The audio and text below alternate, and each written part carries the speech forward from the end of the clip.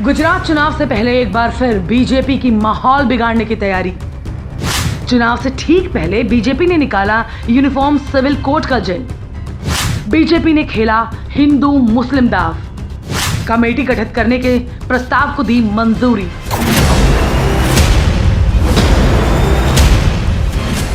गुजरात में आने वाले दिनों में विधानसभा चुनाव है। चुनाव तारीखों के ऐलान के बीच सभी पार्टियां अपने अपने दाव चल रही हैं। हर किसी की कोशिश है जनता का ज्यादा से ज्यादा वोट अपने पाले में लाना, और बीजेपी तो इस मामले में अव्वल की मौका परस्त है। कोई अपने दाव चले उससे पहले ही बीजेपी ने एक बार फिर से लाभ लिया है यूनिफॉर्म सिविल कोड यानी कि समान नागरिक संहिता का राग, और कर दी है कोशिश हिंदू मुस्लिम एकता में फूट डालने की।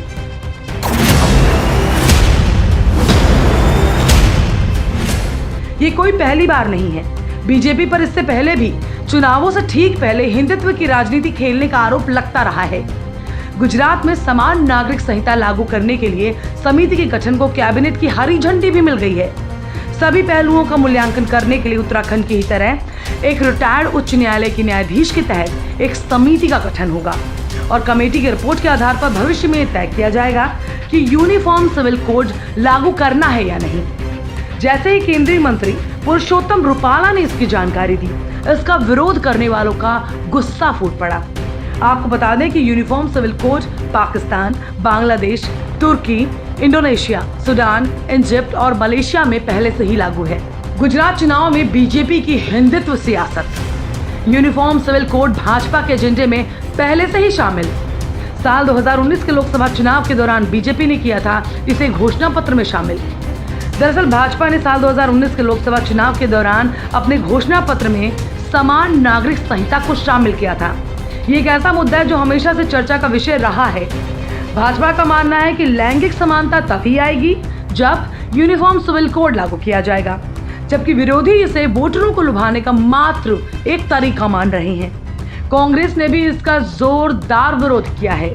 All India Muslim personal law board ने इसे अल्पसंख्यक विरोधी कदम बताया। मुस्लिम लॉ बोर्ड ने इसे असंवैधानिक करार दिया। कहा मुस्लिमों के अधिकार का हनन है ये कानून।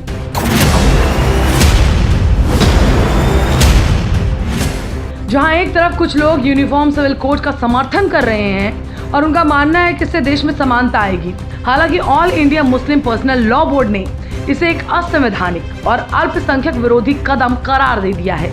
समान नागरिक संहिता को लेकर मुस्लिम पर्सनल लॉ बोर्ड पहले भी कई बार आपत्ति दर्ज करा चुका है। इनका मानना है कि सभी धर्मों पर हिंदू कानून को लागू करने जैसा है, उसे थोपने जैसा है। सबके लिए समान कानून लागू कर दिया गया तो ये इनके अधिकारों का हनन होगा।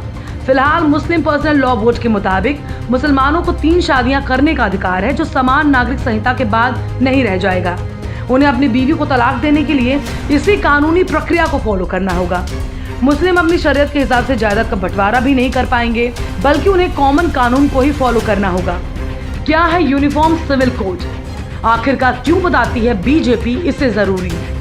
बीजेपी का कहना है कि हर धर्म में अलग अलग कानून होने से न्यायपालिका पर बोझ पड़ता है।